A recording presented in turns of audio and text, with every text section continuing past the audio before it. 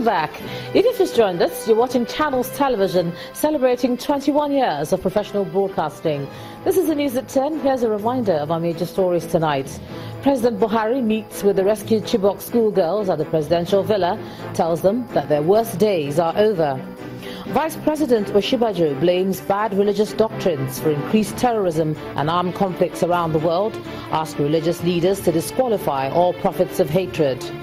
House of Representatives asks federal government to declare security emergency in southern Kaduna following persistent herdsmen attacks on communities in the area. And thousands of civilians flee city of Mosul as the battle to retake the Islamic State stronghold in Iraq intensifies.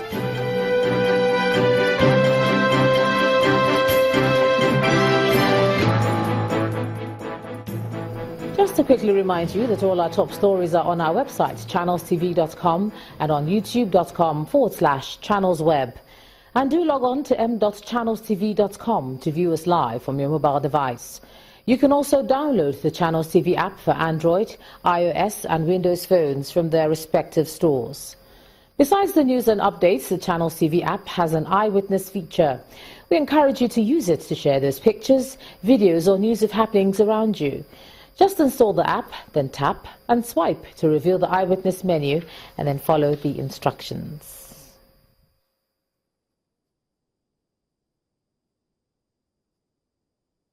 Airtel, the smartphone network. Right, we have some of those photos that were sent in to us, and let's begin with this photo sent in from Ilori Ofa Road, and there it is. It shows an overloaded vehicle carrying what appears to be bad chairs. Our eyewitness reporter wants the relevant agencies to end this rising trend. Similar to that is a photo of a car overloaded with mattresses along the Bini Auchi Road in Edo State. And here we can see a young man hanging on dangerously to the back of this moving bus along the expressway in the Federal Capital Territory. This photo shows the poor condition of the road within the Alaba International Market in the Ojo area of Lagos State. Eyewitness reporter calls on local authorities to fix it. And let's end with this photo showing the aftermath of heavy rain in Ikotun area of Lagos. We see this sports utility vehicle moving through the floodwaters.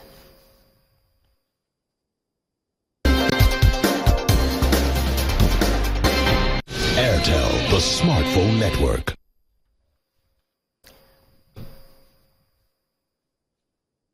Thanks a lot for all your pictures, and we ask you to send us some more. The trial involving a former Director General of the Nigerian Maritime Administration and Safety Agency, Mr. Patrick Akpobolokemi, retired Major General Emmanuel Atewe and two others, has begun at the Federal High Court in Lagos. Answering questions from the counsel to the Economic and Financial Crimes Commission, the prosecution witness said over 8 billion naira was transferred from NIMASA to the Joint Task Force Operation Pluto Shield, and within a number of days the money was distributed to 6 companies. Mr. Teslim also testified that part of the sum which was transferred to Jagan Limited was signed by 2 signatories of the JTF, which includes Major General Emmanuel Atewe. Justice Seydou Salou adjourned the trial to November the 22nd, while cross-examination will begin on December the 5th.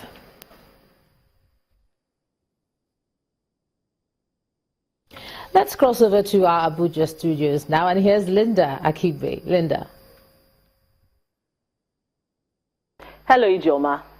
A disagreement over the collection of tenement rates in the Federal Capital Territory has led to a face-off between 2 members of the House of Representatives. During a public hearing on the matter, the chairman of the House Committee on the Federal Capital Territory, Heman Hembe, had argued that only the FCT Internal Revenue Service is allowed to collect any form of tax in the nation's capital. His position was, however, opposed by Honorable Zafania Jisalu. Correspondent Larry Lasisi reports. School fees from you. Officials of the Federal Capital Territory appearing before the House of Representatives Committee on the Federal Capital Territory. They're here to answer questions on the collection of tenement rates in the territory, a step the chairman of the committee says is illegal. Our intention here is to find out why in the face of the fact that there is this act, certain persons have engaged in collecting these rates, knowing clearly that they're illegal. Another member of the committee, however, has a different position on the matter. They have the power to collect the tenement rate. Mr. Chairman, inviting even the FCT administration on this matter, there's a constitutional conflict. So I plead that the FCT committee and FCTA committee, including the minister, should sit down and harmonize this matter. This leads to a disagreement that could not be resolved. Gisalo, I will not come to your committee and do what you're doing. I have a lot of respect for you. I expect that I rule you out of order. Please just hold it. I rule you out of order. What Honorable Gisalo is doing absolutely offends me.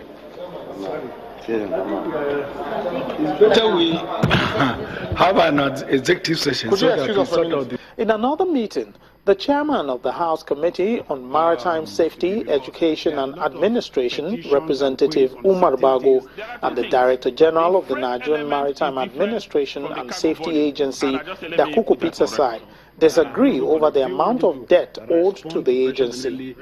The disagreement followed a discussion on the award of a debt recovery contract, which the committee says it is investigating. It is for me to quickly correct the erroneous impression that at any point in time I said NIMASA was being owed $5 billion. Mr. Chairman, in the past 4 years, an entire volume of shipping trade in Nigeria is not up to $10 billion. DG, I beg to disagree. No problem, Chairman. You have because, right to disagree. listen, let me guide you. LNG alone, in the last 4 years, has done more than $10 billion and the records are there. Even NIMASA made some recoveries from LNG very huge because of the trade they did in the past. So we also have records. The committee has fixed an investigative hearing to hold next month, when the committee says it will look into the issues raised in some petitions it has received on the matter. Lanre Lasese, Channels Television News. The Senate Committee on Banking, Insurance and Other Financial Institutions has engaged the services of foreign and local forensic experts to investigate the alleged $13.9 billion money laundering by MTN. Briefing journalists at the National Assembly, Senator Rafiu Ibrahim says the committee has invited the management of MTN, officials of the Central Bank of Nigeria, the Financial Reporting Council of Nigeria, and the Minister of Trade and Investment. The Senate has seen this as a very, very important assignment. This is a weighty allegation.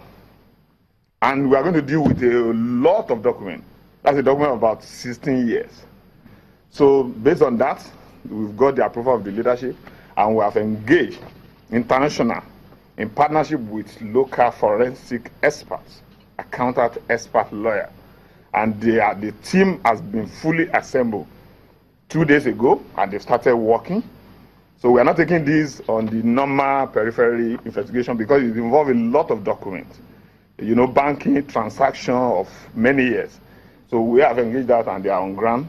So, but we will be starting the investigation tomorrow, the hearing tomorrow, listen to each one of them, then we'll now take it from there.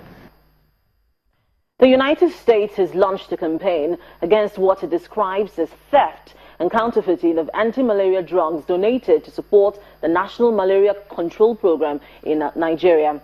According to the Deputy Inspector General in charge of the program in Africa, the campaign is aimed at arresting those who divert the products for personal use. He added that the products, including treated bed nets and medicines carrying the USAID branding, are meant to be distributed free of charge. The problem is broad. What we have found is systemic theft of ACTs, which happens sometimes from one side of the continent. It'll then be shipped transnationally to the other, where it's resold. And it's not resold by pharmacists or physicians or healthcare givers. Oftentimes, the ACTs are left in a warehouse where the temperature can exceed 40 degrees, 45 degrees, which will certainly have an impact on the active pharmaceutical ingredient. Oftentimes, the medicines themselves are left to expire beyond their expiration date. So when it is finally provided, unless the user is quite aware of it and checks, they may be getting something that's expired. And of course, we have also seen too many situations in which the product is mixed in with counterfeit, with fraudulent product, which if one is lucky, which is a funny term to use, but if one is lucky, the counterfeit is benign and the equivalent of a sugar pill. And if they're unlucky, it could be something that can actually make them sick or harm them in some other ways. That's all from Abuja. Back to you, Ijoma. Thanks a lot there, Linda, from the Federal Capital Territory. Now, mutual respect and regard for one another will ethnic sentiments and promote national unity. Now, these are some resolutions reached at the Southern Nigeria People's Assembly meeting, which held in Umuahia, the Abia state capital. Participants also frowned on the frequent attacks by armed herdsmen and the need to restructure the economy. Members of the Southern Nigeria People's Assembly, consisting of renowned elder statesmen, are here to address some burning national issues affecting the zone and the country as a whole. They believe that Southern Nigeria or any other part of the country should be treated with respect and not with disdain. And some ways this can be done, they say, have been prescribed in the recommendations in the 2014 National Conference report. We have to look at the country norms and see whether we are operating, whether we are running a country based on proper federation standards, based on the standard that is acceptable and fair and equitable and is fair to every part of the country. According to the host governor, Okeze Ikwazu, all Nigeria needs to drive for development are available in southern Nigeria, and so the region must join forces to foster economic development through agriculture, industry, trade and commerce. We must focus on agriculture, we must focus on industry, we must focus on trade and commerce. These are some of the things for which we are known. As far as I'm concerned, politics should be an enabler to drive this agenda. Because if we set the agenda, set the tone on this front, Nigeria will look at us with a little more respect than they are looking at us now. The communique at the end of the meeting emphasizes the need for federal character and moves against the proposed sale of national assets. Still ahead on the news at 10, International Monetary Fund affirms Nigeria as Africa's biggest economy ahead of South Africa and Egypt. That's on business. Do stay with us.